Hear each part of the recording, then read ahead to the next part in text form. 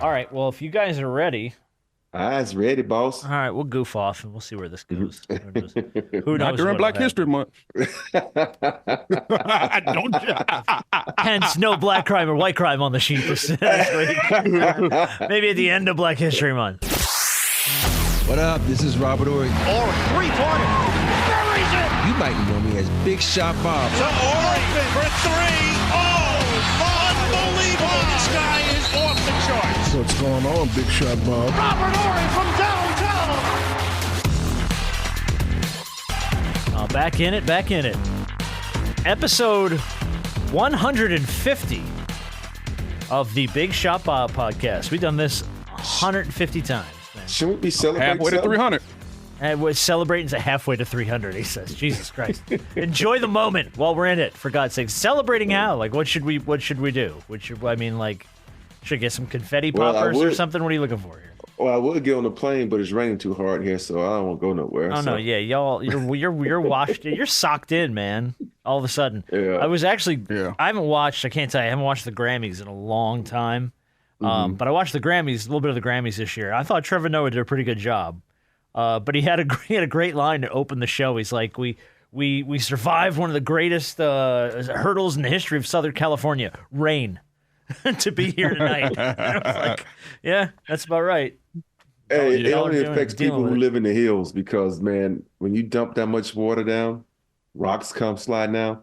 Matter of fact, when I was heading to work yesterday, I drove on the other side of the road because I'm like, the whole time I'm driving slow, doing this. I'm like, if I see any movement, I'm going to have to gun it because, That's those crazy rock that you slides have are to a think mofo, about that. man. That's crazy you have to think about that. Yeah. Do you have are there signs up like falling rocks, beware, any of that stuff or no? Not where I live. Because I'll tell you what, driving through Colorado once, Uh-huh. that shit's scary. Like there's just signs up that are like, beware giant falling boulders, and you're like, Yeah. It used to be one of those ones. It's like I don't know freeways because I never use my brain to learn freeways. I just use Waze for everything. But going around the Dodger Stadium, it used to be they used to have these rocks fall on the freeway all the time. But they finally put a net / fence up to hold back the rocks. So that used to be the scariest thing for me going around Dodger Stadium. But other than that, we good. See, if you like I said, if you move to the south, I mean, you'll have to deal with the rain, but you ain't got to experience, rock slides and mud slides and the hills and all that other kind of stuff. Hey, we had a guest on. I blame him. He would just give Christian a scholarship to Georgia Tech. I'm moving to Atlanta, baby. there's a note to Coach Stoudemire over at Georgia Tech if you want to gift Rob a scholarship there. Hey, I tell everybody now, I say, hey, you can be a 2-for-1 package. If you need me to help coach, scout, recruit, give Christian a scholarship, I'm in. Oh, that would be dope. You could. Well, I don't know how Christian would feel about that, but hey, you could sit on the bench. I want to be that guy that sits in the back and wait. I don't want to sit on the bench. I want to be in the back waiting on them to come back out. I might want to go to the film room. How would There you Christian go. feel about you potentially being a coach? Like Christian- I think Christian, I've trained him all the way up until he was in the 9th grade. And he is a great kid. I'm just saying this because he's my son, but I could tell him to do something. He asked me no questions. He go out and do it. Now, my middle son, when I was trying to train him, shit, that didn't work at all. Happy birthday, Karen. Birthday was yesterday. But that dude, that's why he played football. He doesn't listen to me when it comes to basketball. But yeah, Christian, though, he's really good. Christian, when you get a guy and you tell him to do something on the court, he doesn't care if you're his dad. But as long as you're a coach and he thinks you and he believes and trusts you, he's going to do it. So he's a good player. He's a good performer. I don't want to say a good soldier because soldiers are on a whole nother level. But he follows the rules, I should say. That's what's up. Yeah, good for him, man. Well, then, do you hopefully want you get that in the mail at some point in time. something, man? Maybe we could sign him a 10-day to the Lakers or something. 'Cause y'all missing a few pieces now. Yeah. Where do we stand with the Vando thing? Is he done? Is he out for the year? No. Reports are he'd be out 3 to 4 weeks, so we'll see what that goes. It's not on. as bad. He just has a mild sprain. And when I saw him do it, all I could think of was Rick Fox, and that ended Rick Fox's career. Rick tore a tendon in the bottom of his foot. I don't know what tendon it was or whatnot, but it was really bad. And when Rick tore it, we lost him for the rest of the year, and that pretty much ended his career because it never allowed him to be able to run or move like he wanted to. Yeah, I saw that, and I'm like, well, heck, what else could go wrong right now with the Lakers? They're on a 3-game win streak, I believe. Yes. Over some pretty good wins as well. Mm-hmm. And it Boston, seems New like York. Yeah. only thing LeBron had to do was put an hourglass and send a message out. Oh my God, dude! It took that. So whatever that's supposed to mean. It's amazing you can move the needle with an emoji. Yeah, I mean, he can move the needle. Not everybody can do that. That's true. Man, let me just say, it's like if you take anybody who played basketball like in my era and you watch that Celtics game, you'll be like, this is beautiful basketball. The way the Lakers played, the way they played defense, the way they shared the ball, the way the ball was moving. It's like, this is what we talk about when you're a little kid. The ball can outrun the defense. We always talk about that's what they did in that game. So, I had to give them a big ups for winning that game against the Celtics. Now, question, and this is, obviously short-sighted. What do you take away from that Boston game with no LeBron, with no AD, and the way that team played without those two? I know it's short term. You can't win the title without those two. Yeah. I get it. But what is it because the ball moved, and Austin Reeves, boy. It goes to show you that everybody that plays basketball at one point in time was a star on their team. And so these guys can play. And then they take a backseat to the bigger stars. And that's how it is. But and also if you look at the way that the Celtics play, they play uninspired. And so they're like, oh, no LeBron, no AD, we got this. And once, Reeves got hot, it was a wrap. And so it was just one of those games that are going to happen to the teams like that. And that's why when you talk about championship quality teams, that doesn't happen to championship quality teams because each and every night they take care of business regardless of who they play. I think about the days with Shaq and Kobe. Man, when we play someone like, let's say in reverse roles and playing the Lakers and they ain't got their 2 stars, I wasn't playing in the fourth quarter because we're going to be up by 30 by the end of the third quarter. And I'm like, no, Phil, you putting somebody else in, Rob taking the rest of that off. And so teams, when you're that good, you have to dominate the game. You have to take care of business. And a lot of teams nowadays, they don't do that because they want to shoot fast threes. They don't want to, they want to take prized possession of the basketball, meaning, okay, yeah, we're up 20. Why do we need to shoot this with, 3 seconds into the shot clock? Let's run it down because that same shot we're going to get with 22 seconds into the shot clock.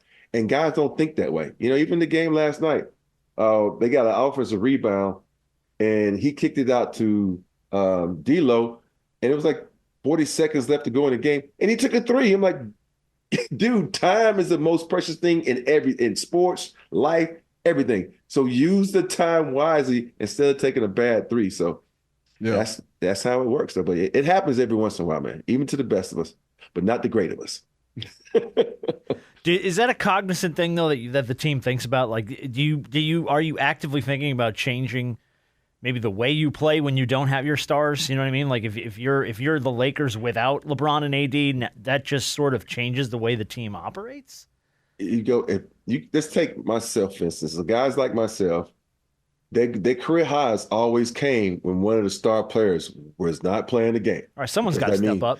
That means the ball is going to move more. It's not going to stick in a star's hand, and you're going to get shots. And that's how it is because guys light up when the star is like, oh, this is no knock on LeBron. If you watch LeBron, the ball is going to stick in his hand. Well, the offense runs through him. You know what I mean? He has the capability to beat you off the dribble and get to the hole and do all that. And the ball is going to go to the post and AD. But AD is a little different because he will kick that mug out when you double team him. But like even if you watch any pros, let's go to Jokic.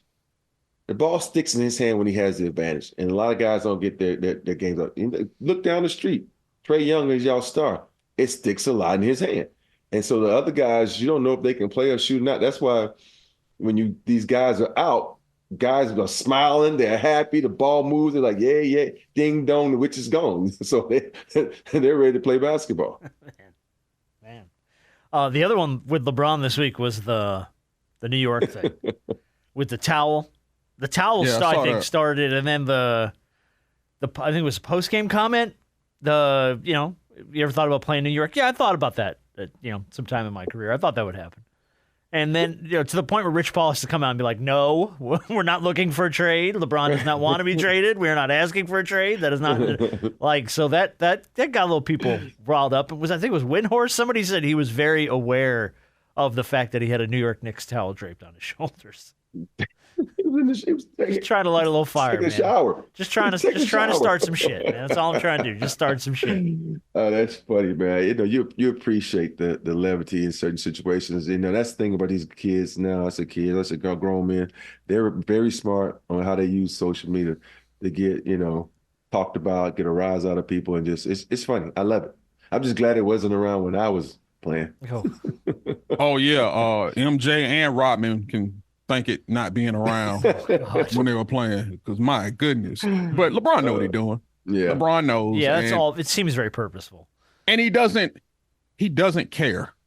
Yeah, you look at LeBron. You just even in these shoot around interviews, post game interviews, he's going through the motions. If he was a guy that could really turn down post game pressers and interviews, he would easily, but obviously him being the face of the league, he can't do that, and it doesn't look right.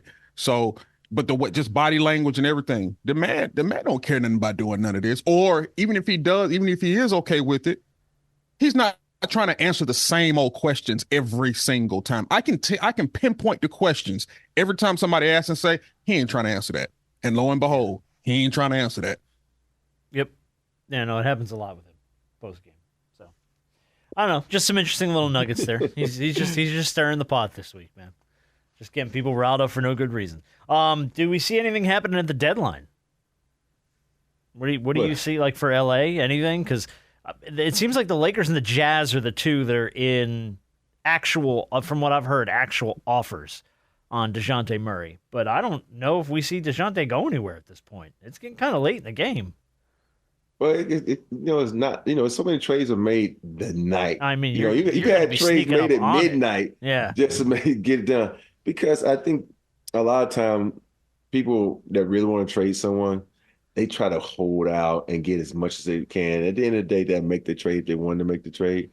But it's going to be very, very difficult for the Lakers to get DeJounte, I think, because I just think they're not going to give up the picks. Their whole entire last few years, their whole entire things have been the picks. We don't want to give up picks. We don't want to give up the picks. We don't give up the picks. And I think, they saw glimpses when Vando was there and how they could play. But so I think they're just going to run it with this team. But I could be wrong, but who knows? Well, yeah, I don't know. It's tough. And especially I think from the Hawks standpoint, because the Hawks have been playing well as of late. Obviously a lot of the West Coast teams have come in and they've handled them. They handled the Suns. They dealt with the Lakers. They battled with the Clippers. Played well. Mm-hmm. They've been looking pretty decent. Now, outside of the fact that whatever the Lakers were offering them probably wasn't enough, now you look at the way that they're gelling, and the one reason why they're playing so well is DeJounte. Yeah, he's playing. And obviously, when you hear your name in trade rumors, obviously, guys hear it, whether they care about it or not. They hear it, and they go out on the floor, and they're either showing their current team, "Hey, I'm gonna make you think twice about this," or I'm showing my next team, "Hey, this is an audition, and this is what you're getting." So it could be a combination of both, but I think it's going to be real tough for the Lakers to get DeJounte unless the Lakers offer something that we don't know that they're going to offer. Yeah, I mean, well, the Lakers we always make the joke about, the reason that Vando is playing so well because he's the only one on that team that can't be traded. So he's just a happy camper.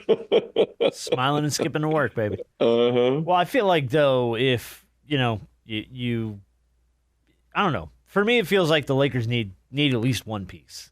I don't know what that piece is, but they keep saying they want a defensive wing. Yeah, I've heard that too. That's the funniest thing I've ever heard because nobody plays defense anymore. Nobody. I'm like, just Bando. You got your defensive wing in Bando. Yeah. So what do you want?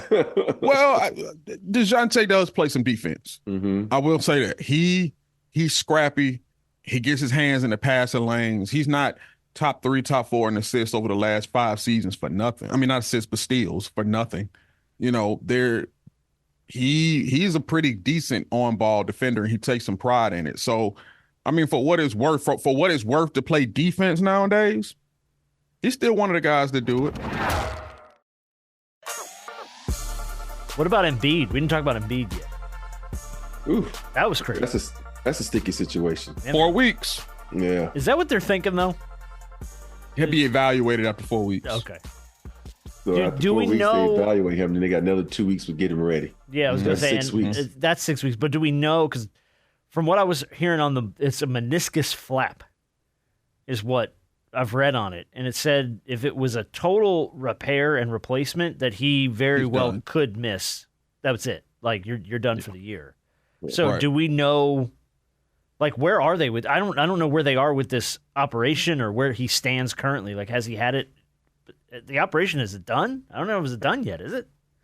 Is it the same? Didn't he have issues with that knee? What kept him out in the beginning of his career? I think so. Yes, I think it's the same. Yeah. So it's like, I mean, I guess it's just kind of up in the air. Obviously, as all these kinds of injuries are. You just got to wait and see how it shakes out. But I mean, he's at a point now where he's going to miss a significant period of time. I would imagine MVP wise, he's out of that. That's probably the end of that campaign, right, for him? Yep. Yeah. Yep. But let's think about this. Everybody's making a big issue out of, all right. If the NBA didn't even say anything, if this rule wasn't out there, let's say if he missed the next 6 weeks, they ain't gonna give it to him anyway. So it doesn't even matter because they're gonna say he missed too many games. Right. And that's before the rule came out.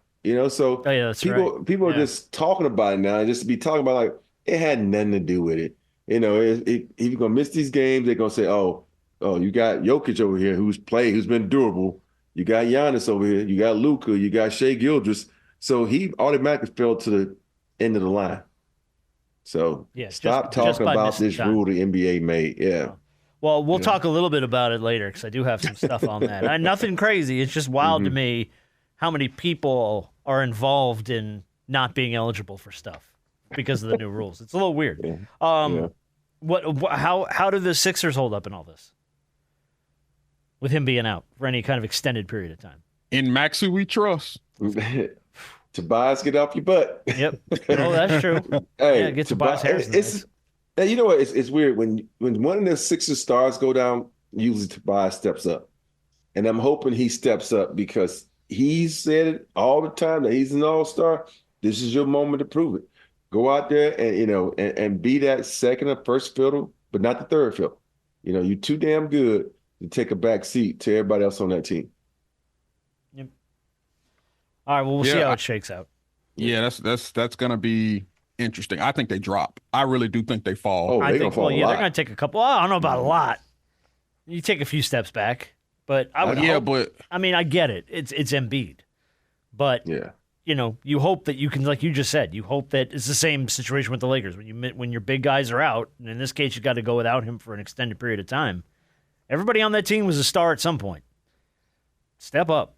Find a way to win some games, man. You better hope they have one of the weakest schedules coming up because that's the only thing when you look at without Embiid is that who do we have coming up? You got Cavaliers, Clippers, Kings, Clippers, Lakers, Suns, Heat, Hornets. One game they just won right there. Bucks lost, Knicks lost, Pelicans lost. Think about that. Wait, let's be real. Hornets up as a win. Let's be real. They got 1, 2, 3, 4, 5, 6, 7, 8, 9. The next 10 games, everybody playing is in the playoffs except for the freaking Hornets. Yeah, they about to go 1-9 maybe. Ooh. And the way the Hornets looked last night, the way Miller got a career high, the way Bridges got a career, they might lose that. And so they got a tough schedule. The only people that aren't in the playoffs that they play in the next 20 games are the let's see, we look at it. Well, you mentioned the Lakers. Hornets, That's it, man. That's it. Oh, and they play the Hawks like 25 games. They got a rough ass schedule. So if you talking about not dropping, they about to drop. We'll see. I'm anxious to see how it shakes out. Yeah. I'm anxious to see how it shakes out. The Clippers. Can we talk briefly about the Clippers? They bowling. Dude, they're 25-5 and I guess 26-5 in their last 31 games. They are technically the 3 seed in the West right now, I think, or I think they have the same number of losses as the Thunder and the Timberwolves, but they've played 2 less games, or 1 less game probably at this point, if you count last night. I'm going to be the first to put my hand up and go, I did not see this working. I did not see this Clippers experiment working the way it's worked. And I certainly did not see Russell Westbrook being the statistically best 6th man in the league right now. I would have been the first one, and I'll be the first one with my hand up and go, nope, I didn't see that at all. I think if you look at when the Lakers moved Westbrook to the bench, he was a leading candidate for 6th man of the year. Because we look at Russ and we look at where's the OKC Russ, but this still is the OKC Russ. We just didn't pay attention to turnovers like we did because the team was subpar, and they feel like he was forcing it. But this is Russ. This is who he is. He's going to have a lot of turnovers, but he's going to play his ass off each and every night. He's going to give you a lot of energy, and you have to respect what he does because he plays hard. And for me, if you look at this team, I think the fact that you got 2 players in Kawhi and Paul George who are like, no, I don't care. Whatever, as long as we win, who gives a shit? And you got James is running the team. James is passing the ball. He's literally making everybody on that team better because he's getting the ball to the people in the right spot. And I always thought James was just a lob guy to centers, but no, he's penetrating, kicking to the guys on the wing. And I'm even impressed that he's actually spotting up and catching and shooting and knocking down Jays, which hasn't been his forte for a while. Yeah, and as you talk about that, I saw a lot of that last night. Obviously, being in State Farm Arena last night, Clippers were in town. Watching the way that team plays, now it was a high-scoring affair. There wasn't a ton of defense. Well, I won't say that. Guys were just knocking down shots. Both teams shot well. But the Clippers just have a lot. Like, they got a lot to throw at people. Most people, you take a big drop-off when you throw in your second unit. There's not a ton of drop-off with their second unit, even when it comes to Russ or it comes to Norman Powell, or even sometimes when you leave Terrence Mann out there with the second unit. To be able to give those 3 guys a breather and then being able to interchange some of them and throw them in with the second unit and sit other guys down, they got depth. They have some serious depth. And obviously, your two big man, 2 reserve big men who are out there because I think Zubac is out right now, but he'll be back soon. But just the way their big men play, their big men don't have to do much but roll to the basket and play defense. And put people on their ass. That's what Plumlee does. He just knocks people around. That's what you have your enforcer, a silent enforcer. That's exactly what it is. And guess what? When it's time to actually play defense, they gonna do it. You know why? Because I got 2 of the better wing defenders in the NBA, and that's Kawhi and that's Paul George. And then when you put Westbrook and Norman Powell out there, that's 4 people right there who can play defense. Who cares if Harden does it? Because there's always a weak link on the offensive end. You can put Harden on him and say, yo, just rest up, young fella, old fella, whatever he is. He's not really a young fella anymore. Not quite an old fella, but he's somewhere in the middle. But mid-range. Is that what they're doing right, though? Is it just moving the basketball more? Because I really thought it was going to be the Harden show. And then from that comes strife amongst teammates. I think the fact that Harden and Westbrook has played before, Paul George and Kawhi are such laid back guys, and that and I think when you don't have alphas, because let's think about it, even though they're alpha dogs on those teams, they're not the true alpha in the sense where I need the ball, give me the ball, we ain't winning because I don't have the ball. They're like they just want to win. And I think you look at that mixture of that team, there's no head button. They just go out and play basketball. And I think Ty Lue, we will give him some credit too. He's found a system that works. He's got those guys to buy in. I know he didn't want to do this, but even putting PJ Tucker, let's face it, it's past his time. We're going to sit you on the bench and we're going to save you for the playoffs to play some defense. So I think the way they're playing this game, the way Ty Lue is coaching this game, it's been perfect. He's only playing, 8 to 9 guys, which is how it should be played instead of playing 12 guys like a lot of teams like to do. Everybody's getting the rhythm. Everybody's playing very well together. Can we get Ty back on? Man. You got to reach out to him, man. I know he's busy. He's coaching a team. But Oh, I should have said something to him yesterday, and I ain't even think about it. I'd love to get him back on and just kind of pick his brain about how he had to put this thing together. Because we all said this was going to be a puzzle. When we went to dinner for one of Candace's friend's birthday, we had to dinner with Ty. He was just saying how people was thinking this wasn't going to work. He says he saw a vision of how well that Harden plays with people and how well he gets people involved. And so he saw the vision. He says, it's going to take us some time. He said, you're not going to just jump out there and start winning. And now he's proven his point. He says they're playing well together and they know each other. Because think about it, when you throw a dynamic player like him, meaning Harden, onto a team and you don't really practice, it's hard for other guys to get to know his specialties, his moves, what he likes best to do in the court, and vice versa. He needs to learn those guys. So I think as games have gone on, because think about it, when they first started out, they was getting smashed by everybody. Yeah. And so, but it took some time to learn what was going on and understand who's the pecking order. By the way, before we move on, we got Super Bowl, we got Big Shot of the Week, and we got a game called Traded at the end, which coming up on the trade deadline, we'll kind of see what you guys know about who finished their career where. Are we sleeping on the Cavs? No. Cavs are the 2 seed right now, I think, in the East, man. They are. We said 2 words about the Cleveland Cavaliers. I mean, it's Cleveland, and they are under the radar. They're under the radar. Did they do the same thing last year? They were. Was it last year or the year before that they were up last year? there? Because they got Donovan first Mitchell. or second year was seed. last year. Okay. Yeah. So it was last year. Yeah. Yeah, they were up there, and they got bounced early. Mm-hmm. I think when you look at teams, and the Cavs are a young team, even though they added, Max, who has some playoff experience, I still think they're young, they're immature, and the good teams don't let one guy beat them. I know, Donovan Mitchell, and then you got Garland, but I just think the Cavaliers are missing the ability to stop people on the other end, and that's going to hurt them. Okay. Yeah, I got to be honest, I haven't watched a ton of Cleveland this season. I went back and started digging up some highlights when I saw they were because at the time of this, they were the 3 seed. Last night they won, they were the 2 seed, and I'm like, oh, I got to go back and look at what have I not been paying attention to? Yeah, but I do know Jared Allen he's been active. Yeah. And he's been out there, doing what Jared Allen does. He runs the floor, protects the rim, alters shots, and rebounds. And, every occasionally when he runs that floor, you're going to hit him with a lob. So, hey, I'm not surprised. With him and Evan Mobley down there, those guys should be much more, and they're going to benefit a lot from the 76ers loss of Embiid. They are, because there's one less big man that I got to deal with in the East, the prominent big man in the East. You think about this, the Sixers in fifth place right now. 2 games out of 6, 3 games out of 7, 4 games out of 8, 7 games out of 9. So a 4 or 5 game slide for them could end up in the play-in.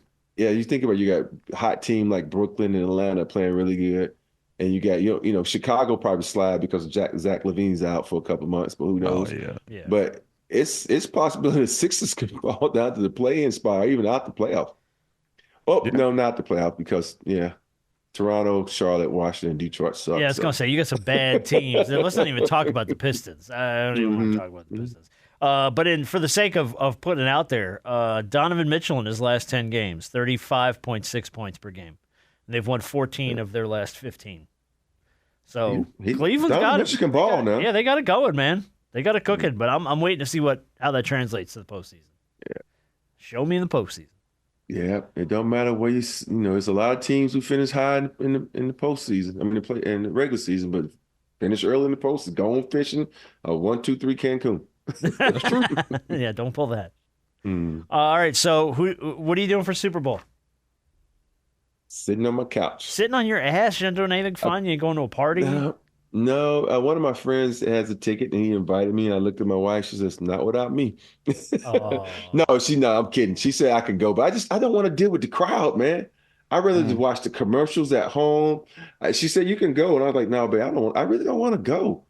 I went to the one that was here in LA because I knew the people in the suite. It was right down the street. I was gonna say you can get home from there. I mean, it's a home game. That's no big deal. Yeah. But going to Vegas, you got to fight that crowd, and you got to get to a hotel, which is going to be crowded. Dude, I'm telling you, Vegas is going to be out of control. I figured out why she was trying to send me. She said, "We should have a Super Bowl party here at the house." It's like, so you trying to have a party at the house without me? I don't want to have a party. So you send me to the Super Bowl, you can have a party with your friends and have a good time without me. Party's going to start. People going to be drinking. And then Rob's going to crawl in like she did last week. right behind him on the floor. Don't even notice. Hey. I would try to come down the chimney. It would have been a win-win. It would have been a win-win because, hey, you would have been at the game and she'd had a party at the house. Like you said, you don't like parties, so you wouldn't have been there. I like parties. I just don't like them at my house because I don't like to fucking clean up. No, dude. See, that's the thing. When you get old, you forget it, man. I don't want clean. I don't want other people's filthy ass in my house. Take that somewhere else. Yeah, I know people probably say, "Dude, you got enough money. Just hire someone to come clean for you." I'm like, it's a certain way you like stuff done. If you get, I'm just weird about stuff. I don't want people in my house. Stay the hell out of my house. All right, look, who you got? Who do you think's gonna win this thing? Kansas City. I think the 49ers are gonna win it, but I don't want the 49ers to win it. I hate the 49ers. We know you do, Rams fan. Yeah. We know you do. Yeah, no, I think the Niners are going to win. It's one of the ones you damned if you do and you damned if you don't this one because you want this to be about them and not Taylor Swift if the Chiefs win. And then I just don't want 49ers to win. Okay. Well, I think they're gonna. I think Shanahan's gonna. I think they're gonna too, but I don't want them. Shanahan comes up short again. Oh, painful. All right, let's look at some of the prop bets. The national anthem, Reba McEntire singing the national anthem, which I wouldn't have picked for Vegas Super Bowl, but hey, whatever. Who is that? Reba McEntire? You know Reba. Oh, Reba. She's on The Voice. Reba. She's on The Voice. Ain't the one that's on The Voice? Yeah, she is. Yeah, she's on The Voice. Mm-hmm. You mean Reba? Oh, yeah, Reba McEntire. Not your Reba. Centipede Reba, not Reba. That's old school right there. Man, Reba is it Reba that sung Centipede? I maybe. Is this the Reba that had the TV show? Yes. Yeah. Uh-huh. Oh, okay. I didn't know her last name was. I just always knew her country as singer Reba. Reba McEntire. Yeah. Okay. Yeah. I just always knew it as Reba. I didn't know her last name. She is on The Voice, so you've seen her on The Voice. The over under for the national anthem is 90.5 seconds. Like wow, a minute and a half. Remember. Whitney's longer. iconic version is just about comes in at like 158 or something like that. So I feel like you bet the over on that because Reba's a country singer. She sings slow. She's not really. Oh, true. You know, so I feel like she's gonna drag that. But it's amazing. You can bet on if she's gonna omit any words, or if there's a scoring drive that's shorter than the national anthem. Which I would imagine would be a turnover or something. Because how do you get under a minute? With Reba, country people they love America, and I think she's gonna be a traditional when it comes singing the song. Yeah, and she's gonna sing it like it was meant to be, no ad-libbing, and get down to it. Yeah, I think so too. Mm-hmm. But I still think she's gonna go over a minute and a half. Okay. You got halftime show by Usher. You can actually place a bet on over under. He performs 8.5 songs as line 8.5. So either he's performs 8 or he performs 9. So I wonder what that bet is because I can make a phone call and be like, "Yo, Usher, how many songs you gonna sing, dog? I'm about to bet this shit in Vegas." You're like, hold on, wait. Come on. Roll that back. Rob, let me go. Let me attack this one. Please. When you say you can make a phone call, you mean actually to Usher Raymond? No, not to Usher, but someone who knows Usher. Oh, but even then, you're talking about the man next to the man. Yeah. And Jenners, now I think I can ask this for the both of us. Go, please do. We ain't had no Usher Raymond on this show. We ain't even had an Usher. We ain't even had an Usher from the church on this show. We've had no form of ushers whatsoever. No. Well, I just met this person. not too long ago. So that's the reason. It's not like that Usher number been in my phone forever. I just met this person that knows Usher. So It's not like it's been there for like 3, 4, 5, 6 years. It's only been in like for like 6 months. 6 months is a nice little bit of time. Has it been 6 months? When did the season just start? It's not been 6 months. You talking about the football October. season? Oh, this season. Basketball season started in October. Okay. Like late October. That's about what. Oh yeah, you got enough time to reach out and say, hey, whoop-de-whoop. Hey, let's. But would that be fair though? You put like, I'm gonna go put $1 million down, and because you already had an inside scoop on. Look, man, there ain't nothing that says you can't have inside information. If they find now you put this shit out to the world, now it's probably gonna blow up in your face. But I'm not betting on any of that stuff. Okay. Yeah, but no, I don't think there's anything. Actually, I'm gonna wind that back. I don't know if it's illegal. It seems like I'll be like Martha Stewart or have my ass. It's very insider trading. It's very insider trading. Yeah. Hey, and I'm gonna tell you this right now: where you may end up going ain't gonna be as plush and lavish as where Martha's at. Shit, they better put me at home on house arrest in the comfy prison for betting. Hey, then again, this is Vegas. I might end up in the fucking desert. Just strap your ass to a rock. Just throw you out there to die. All right, so you can also bet whether Usher will debut a new song during the halftime show. Oh, I would bet on that. You think so? I don't think so. I don't think so either. I feel like that you bring Usher in to do the classic, whatever the hits are. You know what I mean? Yeah. Have y'all seen the Christopher Walken Usher commercial for BMW? No. Yeah, it's gonna be during the Super Bowl. It's kind of cool because you know how everybody likes to talk like Christopher Walken. Yeah. And he's going through, and then he gets to a restaurant, and Usher's sitting there. He says, "Don't you have someone to be?" He goes, "Yeah." Like his song, yeah. And he goes upstairs and he does the Christopher Walken dance and runs out. So it's kind of funny. Okay. I'm not a huge fan of them debuting the Super Bowl commercials ahead of the Super Bowl. They do it all the time. It's like a new thing now. Like the last several years, it's like, oh, we're going to put this out a week before. Keep that shit in your pocket, man. Yeah. You spent the money on it, And it's Usher already released his tour dates for this year. Oh, did he? Mm-hmm. I think he released it today. Oh. It's on social media. He released his tour dates for his upcoming tour. Mm-hmm. He'll be in Atlanta in October. He has two dates in Atlanta, obviously. All right, so Does Rob, he actually live in Atlanta or not? He has a house here, absolutely. He's got a place here. I don't know how. I would imagine he spends almost all of his time in Vegas now because of the residency. Yeah, but he got a house here. Yeah. All right, so Rob, you got between now and October to set up you coming to town and Usher in studio. All right. Okay. So you got time. I'm giving you like a 6-7 month walk up on that. Come on now. Gotcha. I'll remind Candace. She'll get it done. Yeah, Candace, because Candace was stay on me about stuff because I've learned this. Yeah, I've learned this. Usually when B and I come up with a good idea, he's like, email that to Candace. You know what? Because Candace stays on me because me, I'll be like, do. I'll be in here playing video games. Rob's in there playing the new Grand Theft Auto. He forgot about everything, man. Hey, I gotta get on my boy Alex because he's supposed to send me my Suicide Squad. He lost a bet to Alabama. Oh, dude. Finished the season with a better record than Ohio State, so he needs to send me my Suicide Squad. Have you played it? No, it's PS5, right?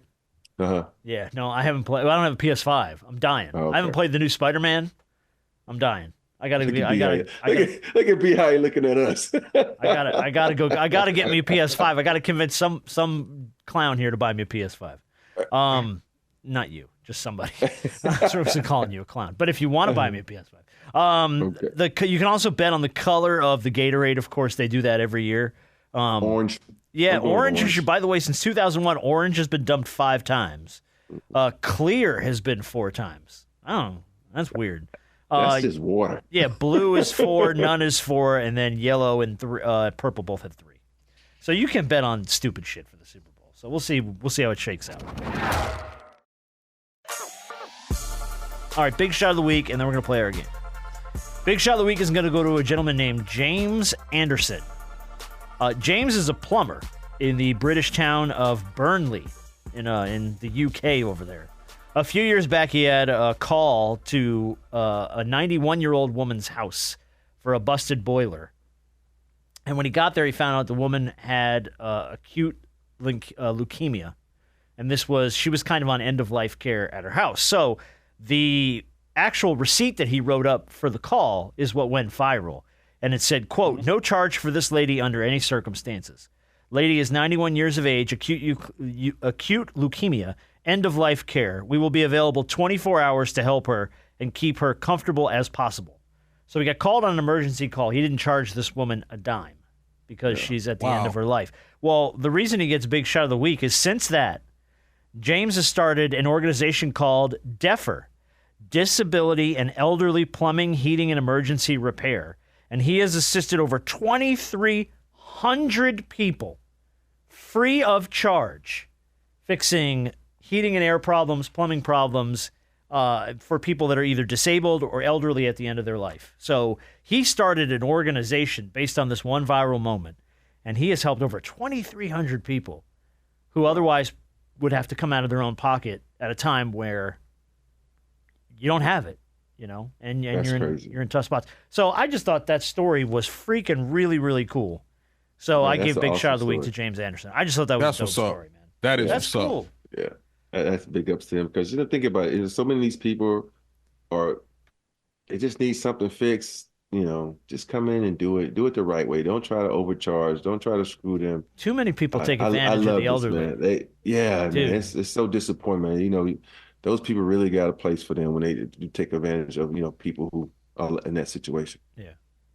So big shot of the week to Mr. James Anderson. All right, well, listen, we are sneaking up on the deadline.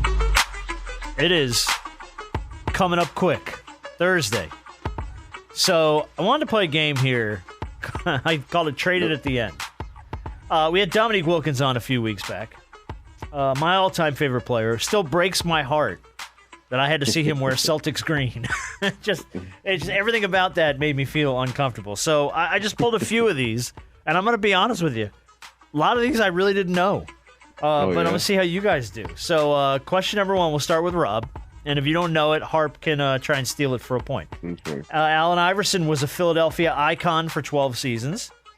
He suited up for 3 other teams at the end of his career. Can you name any or all of the 3 that he played for? I can name 2 of them. Okay, I'll give you a point for each one. Memphis and the Nuggets. Yeah, he did. And Hart, for a point, can you come up with the 3rd one? He suited up. He played for the Nuggets, 06 to 08, and he did play for the Grizzlies in 2009. 2008, 2009, he played for another team. 2008, 2009. You know what's so weird? I just saw that on IG the other day. And I was like, I didn't know you played for them. Who was it? I can't even remember. Yeah, I didn't know this one even. Detroit. Yeah, that's he who played it was. for the Pistons. Okay. And I guess he finished the 09 season in Memphis. So Got it. I do not recall Allen Iverson in a Detroit Pistons jersey. I just don't. Harp, Hakeem the Dream, one of the greatest big men ever to play alongside Robert Horry. After an iconic 18 seasons with the Rockets, he played for 1 year at the end of his career for what other team? Well, Rob know this one. I'm trying to remember what it is. For one other team. Rob was in the league when this happened. This was 2001-2002. 01-02 season. And I'm going to bet I forgot about this entirely. The only reason he played for this team is because he loved the city. Because he loved the city. Mm-hmm. Want a hint? You're Sure. going to give him a point? Sure. Just hand him a point. Yeah. I'm not going to be. I'll just say it's above you. That's all I'm going to say. It's above you. We're in the South. It's fucking vague. Everything's above. Yeah, everything's above us. Except the Miami Heat. It was an Eastern team. It was an Eastern team. It's all right if you can't pull it. It's above me. It wasn't Charlotte, was it? Rob, what was it? Toronto. The Toronto Raptors. Toronto above everybody. That's the name of this week's show, above everybody. All right, Rob, Tony Parker, Another famous teammate of yours, 17 huge seasons with the Spurs. Charlotte Hornets. Until 2018 when he played for the Charlotte Hornets. Most of these I can't, either I knew and can't remember, or I never knew at all. I did not know that Tony Parker played for the Charlotte Hornets. I would have, on a bet, I couldn't have pulled that. It was because one of his Frenchmen was playing there. I can't remember who. Oh, man. Yeah. Dude, no, I had no clue about that at all. Yeah. B-Dog, Patrick Ewing, synonymous with New York basketball after 15 seasons in the Big Apple. He suited up for 2 other teams at the end of his career. Can you name either one of them? Or both of them? I can only name one. I knew one, and I did not know the other. It was 2000, 2001, and then 2001, 2002. It was 2 different teams. Jeez. But I mean, when you think Patrick Ewing, all you see is the blue it's the New Knicks. York jersey. That's all I see. That's all you see is the Knicks jersey. Or at least all I want to see. Damn it. I can't even. Rob, do you know him? Did he guess it? No, he didn't know. Just the Magic. And, I do remember him with the Magic. Magic. And did he play for Charlotte? No, the other one was Seattle. He played for the Supersonics in 2000 and 2001, which I didn't even know. I do remember him finishing his career with the Orlando Magic, though. Yeah. 01-02. All right, Rob. Kevin Garnett, 14 seasons as a Minnesota Timberwolf. Then he went to Boston. He played 6 seasons as part of their Big Three. Where did he play the last 2 years of his career, though? Brooklyn. That's right. He played for the Brooklyn Nets. Yeah, that was kind of easy. I didn't play know with that. Paul. He played with Paul Pierce. They got traded over. They had their Big Didn't Three even over remember it. Didn't even remember it. Yeah. No, didn't even remember it. Because that was one of those games where what's his name? Like when Draymond Green tell him, like, you think they gonna love you like they love Kobe? They ain't gonna love you. That's right. That's right. I remember that. Was he with the Clippers when he said that? He might have been. Oh, no. I can't remember that, but I remember that. All right, Hart, we call it Wade County for a reason. Dwayne Wade played 15 seasons in a Heat jersey. Mm-hmm. Can you name any of the other 2 teams he finished his career with? He should get this. That's the Bulls and the Cavs. Yeah, there you go. Yeah. Very good. I knew the Bulls. I didn't know the Cavs. I didn't know he played. Well, Bulls because he's from Chicago. Yeah. Yeah, and played 1 year with the Cavs. Yeah, I thought he ended his career in Chicago. I didn't realize he played another year with the Cavs. 2017, 2018. All right, Rob, here's an old school one. He actually ended it. Well, he didn't play for him again, but he ended it with Miami. Yeah. Yeah. Rob, did you play against Chris Mullin? In the championship back when he went to the other team. No, you did, so you know the answer to this. Chris Mullin made white people proud for 13 years as a Golden State Warrior, but he ended his career with what other team, and you know it. Run TMC went on to Indiana Pacers. That's absolutely right. From 97 to 2000. All right, last one, Harp. My first Laker championship was against him. The Glove, best known for his 13 seasons in Seattle. He bounced around to a few other teams, including wearing Lakers yellow alongside Rob. No, I wasn't on the team. Oh, you weren't there when Gary? No, that was after. Oh, yeah, because they lost that year in the championship. Oh, that's right. You were gone. Yeah. That's right. I forgot. They lost to the Pistons that year. Do you remember where Gary Payton ended his career? Last 2 years of his career. Yeah, it was Miami. Good job, man. Yeah, Miami Heat. I don't remember the Glove playing for Miami either. I remember that. I do not. Yeah, because he won the championship with Shaq. Mm-hmm.